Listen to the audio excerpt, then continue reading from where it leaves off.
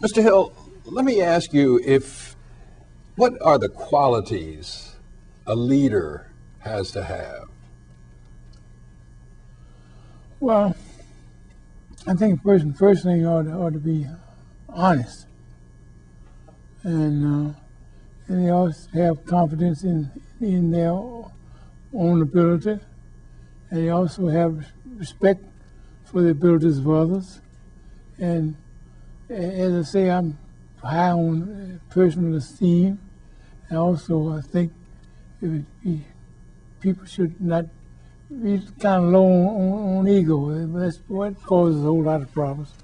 Ego gets in the way, rather than, and then you also should have a feeling of brotherhood, a sisterhood for your fellow human beings. You don't necessarily want everything for yourself and nothing for the other folks. You know, they used to, when I was a kid, they had I was taught to avoid people who their prayer was, "Dear Lord, bless me, my wife, our son John, his wife, us four, no more." And think in terms of the community. And when you think in terms of children, you think the village should protect and raise children. And you also think in terms of community so far as providing for the benefit and health of everybody. What about the ability of a leader to communicate that leader's vision to other people? How important is that?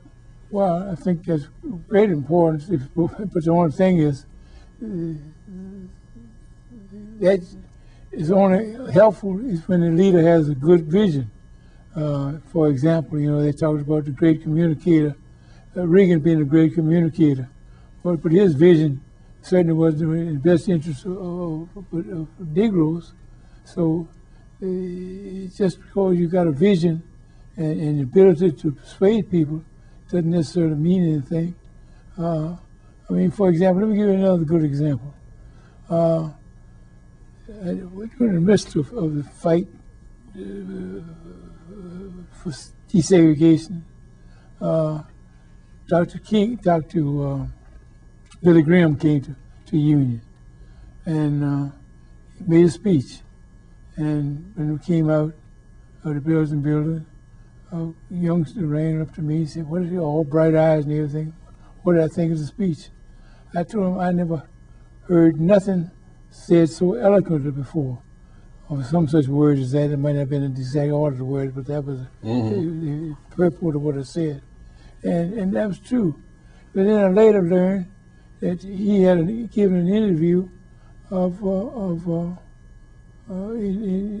some place where he said he didn't get involved in controversial issues because he didn't want to do anything to interfere with his ability to save souls for God.